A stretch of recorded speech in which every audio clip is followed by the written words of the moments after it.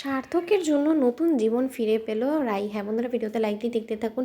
রাইয়ের operation শুরু হওয়া মাত্রই মাত্রা অতিরিক্ত রক্তক্ষরণ হওয়ায় ডাক্তাররা বেরিয়ে এসে বলতে থাকে যে দেখুন, আমাদের ইমিডিয়েট রাইয়ের জন্য ব্লাড লাগবে, আপনারা যত তাড়াতাড়ি সম্ভব অ্যারেঞ্জ করে ফেলুন, নয়তো বা অনেকটা দেরি হয়ে গেলে আমরা কিন্তু ওনাকে কোনো মতেই বাঁচাতে পারবো না। ওদিকে এই খবরটা অনির্বাণ অবধি বোঝানো মাত্র অনির্বাণ বলতে থাকে যে রাইয়ের যে ব্লাড গ্রুপ আছে সেটা খুব একটা সাধারণত পাওয়া যায় না। শর্মি, এখন আমরা কী করবো বলতো? সব ব্লাড ব্যাঙ্কেও এখন খোঁজাখুঁজি করেও নাকি তারা কোনো রকম কোনো খোঁজ খবর করতে পারেনি। এখন তাহলে বল আমরা রাইকে কী করে বাঁচাবো? তখন এই কথা বলা মাত্র শর্মি বলতে থাকে, দাদা ভাই এত তাড়াতাড়ি অস্থির হলে কী করে চলবে বলতো? আমাদেরকে একটু হলেও তো নিজেদেরকে একটু ধৈর্য ধরতে হবে, যে করেই হোক না কেন। আর ঠাকুর যখন আমাদের পাশে আছে দেখিস, কোনো না কোনোভাবে অবশ্যই অ্যারেঞ্জ হয়ে যাবে। ওদিকে সার্থক বলতে থাকে যে কী ব্যাপার, কী ব্লাড গ্রুপ ওনার, আপনি আমাকে একটু খুলে বলবেন? তখন এই কথাটা বলা মাত্র সার্থক বলতে থাকে যে আপনারা ব্লাড গ্রুপ খুঁজছেন কেন বলুন তো?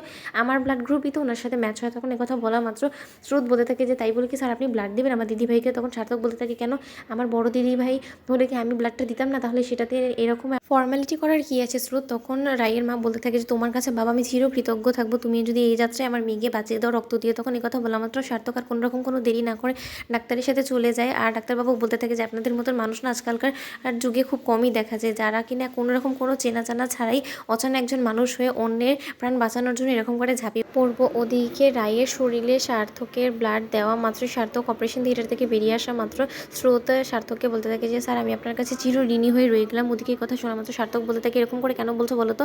একজন ডাক্তার হিসেবে আমার তো এটা দায়িত্ব কর্তব্যের মধ্যেই পড়ে যে আমি একজন পেশেন্টের জীবন রক্ষা করব, তাই না? আর এখানে যদি আমি আমার রক্ত দিয়ে ওনাকে বাঁচাতে পারি তাহলে এটাতে এমন কি ফর্মালিটিস আছে বলো তো? তখন এই কথা বলা মাত্র সার্থকের বাবা বলতে থাকে যে সার্থক আমি আজকে সত্যি গর্বিত তোর প্রতি যে আমি এরকম একটা ছেলের বাবা। তখন এই কথা বলা মাত্র অনির্বাণ বলতে থাকে যে ব্লাড অ্যারেঞ্জ হয়ে গিয়েছে, আমি কখন থেকে খোঁজাখুঁজি চেষ্টা করছি। তখন এই কথা বলা মাত্র স্রোত বলতে থাকে যে অনি দাদা ভাই সার্থক স্যার ব্লাড দিয়েছে রায় দিদিভাইকে। তখন এই কথা বলা মাত্র অনির্বাণ বলতে থাকে যে সার্থক ভাই তোমার কাছে আমি চিরঋণী। তখন এই কথা বলা মাত্র সার্থক বলতে থাকে আপনি এরকম করে কেন বলছেন বলুন তো? এটা তো আমার কর্তব্যের মধ্যেই পড়ে। ওদিকে ডাক্তাররা অপারেশন থিয়েটার থেকে বের হওয়া মাত্রই বলে থাকে যে দেখুন, রাইকে যে পরিমাণে ব্লাড দেওয়া হয়েছে আমাদের আরও বেশি ব্লাড প্রয়োজন হতে পারে। তখন এই কথা শোনা মাত্র সার্থক বলতে থাকে যে প্রয়োজনে আপনি আমার গোটা শরীরের রক্ত নিয়ে নিন, কিন্তু তার সত্ত্বেও ওনাকে প্লিজ আমাদের মাঝে ফিরিয়ে দিন। তখন এই কথা শোনা মাত্র অবাক হয়ে স্রোতে ওনার সার্থকের দিকে তাকিয়ে থাকেন, বলতে থাকে যে এরকম মানুষ সত্যি আসলে ঠাকুরের আশীর্বাদ ছাড়ার কোনো কিছুই না। ওদিকে রাইয়ের অপারেশন অবশেষে সাকসেসফুল হওয়া মাত্র সকলের প্রার্থনায় রাই সকলের মাঝে ফিরে আসে। রাই সাড়া দেয়। ডাক্তারবাবুরা বলতে থাকে যে দেখুন, রাইয়ের এই অপারেশনটা সাকসেসফুল হয়েছে, she is out of danger, কিন্তু আপনাদের যথেষ্ট পরিমাণে ওনার প্রতি কেয়ারফুল থাকতে হবে। তখন এই কথা শোনা মাত্র অনির্বাণের মা বলতে থাকে, হাই ঠাকুর, তোমার কাছে এই একটা মাত্র জিনিস চেয়েছিলাম, সেটাও তুমি আমাকে দিতে পারলে না।